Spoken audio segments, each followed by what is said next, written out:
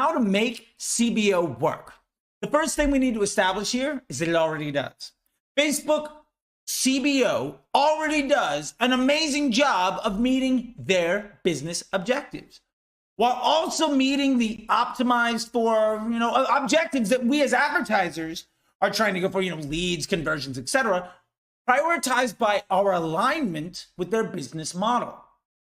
That already works exceptionally well. Now, maybe that doesn't mean that your best audience gets all the spend, but that's probably because they got the amount of spend that meets both their business objectives, and honestly, because of the breakdown effect, maybe that best audience wouldn't nearly be the best if you actually spend all your money there. We're going to cover a lot of this here, so let's pack it in. I'm excited. But first off, the thing we have to establish right off the bat is CBO already works exceedingly well in meeting the business objectives Facebook has. So why doesn't CBO spend on my best audience? Well, your best audience wouldn't be the best if it got all that spend. This is what's called the breakdown effect. And most commonly we see this, well, I've got a couple of interest groups, I've got a couple of lookalikes, yeah, I've got broad, but it doesn't work, which is absolute nonsense. Here's why. Here's the complaint. Well, my lookalike did 20 times better than the other thing. My broad is bringing me in people at $50, and my lookalike's bringing them in 30, but it only spent 20% of the budget. Well, what do you think would happen if you spent 100% of your budget there? The efficiency wouldn't be nearly as good, because remember, everything besides broad is almost always a predictive audience. So there's not the ability for us to optimize for placement. And honestly, this is why ABO, so how do we make Facebook work when it comes to CBO? Well, here's everything you need to know. Number one, more options equals less stability. If I have more choices, how the hell am I supposed to be any better at something?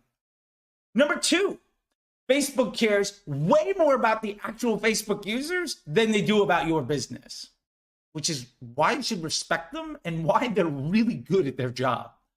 Number three, content that more likely inspires actions wins auctions for cheaper.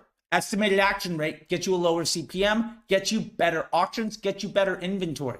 Your competitors are beating you not only because their business model is better, but because their ads make people enjoy their experience on Facebook or Instagram more than yours do.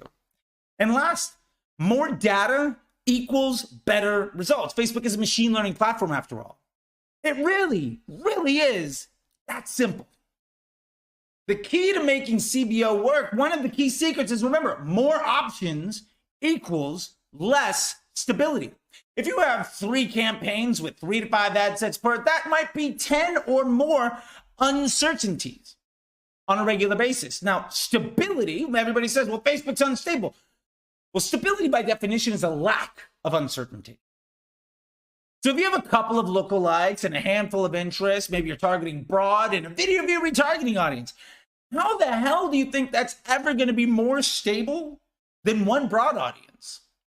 And as we talked about the breakdown effect before, maybe that interest group or that lookalike is outperforming your broad, but it only spends a little bit of the budget. So what you're saying is it can't actually do better because it can't actually spend enough to be something you can build your business on. And every time you try to do that, oh, look, it broke and Facebook doesn't work anymore. And it has nothing to do with disrespecting the algorithm.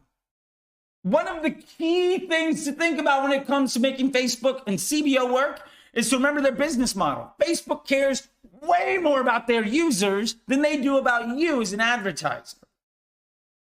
Here's a fact. Your ad is a burden.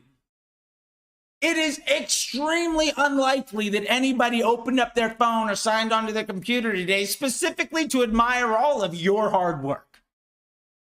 If Facebook showed every ad that you wanted to every person you wanted them to, whenever you wanted, do you really think you would ever log on to Facebook again?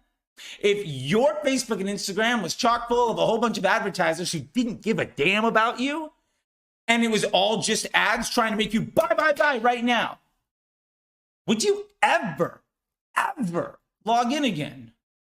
Of course not. And for that, you're welcome. One of the keys to making CBO work is to understand that content that inspires actions wins auctions for cheaper. Now, here's an empirical fact, and you can argue if you want to, but you're wrong. Ads do the targeting. Bottom line, Facebook shows content to people who want to see it. If people don't want to engage with your content, but you want to try to force it on them, you'll have to pay extra to enjoy the pleasure of being a liability to their business model and their bottom line. If somebody came into your business and decided to profiteer off of your customers, and when you charge them more because it cost you money, you decided to not treat them equally, do you think it would be right for those people to say that you're broken? If you don't give a damn about your partner, why should they give a damn about you? One of the absolute keys to CBO is to understand one very important principle that comes to every single machine learning platform ever in the history of computers and society at large. It's a simple fact. More data equals better results. Spend or impressions equals data. So the more data you give the machine, the better it's going to do at giving you your job. Now, lowest cost or highest volume now, I remember when it was auto bid, means that Facebook will try to deliver you the most for your spend. So let me ask you a real question. How in the world could less data in more places possibly be good? Why is it that you running 4 or 5 campaigns or 4 or 5 ad sets of different lookalike sizes and interest groups and bidding models and all of that? How is that possibly going to give you a better result than letting the machine do its job?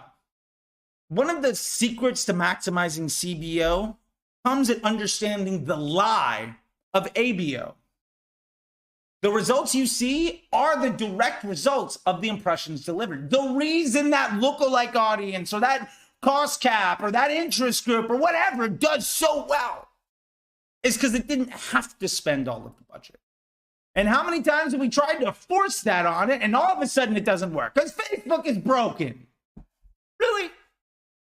When you retroactively look at your performance, you are completely unable to plan for your future. Now, unless your share of voice is well over 50%, your daily frequency is above 2. Yes, daily, not saying frequency and then some big number. No, break down by day and understand the daily frequency. No other frequency metric actually matters. If you don't have that metric, then you have no control over who sees your ads. So how do we make CBO work? Well, the answer is plain as day, and Facebook's been telling it to you so that we're blue in the face for 4 years now. And the honest truth is Facebook hasn't had any fundamental changes as a platform since 2018 other than aggregated events manager. And I know iOS 14 and all this other fear-mongering and fire and brimstone, all that other bullshit hasn't changed the way Facebook works. And anybody that blames those things fundamentally doesn't understand how Facebook operates. Put your best ads in as few audiences as possible. Put your highest confidence assets in a place where they're going to get the most amount of data. It's a machine learning platform. Why would that possibly not be the best thing to do?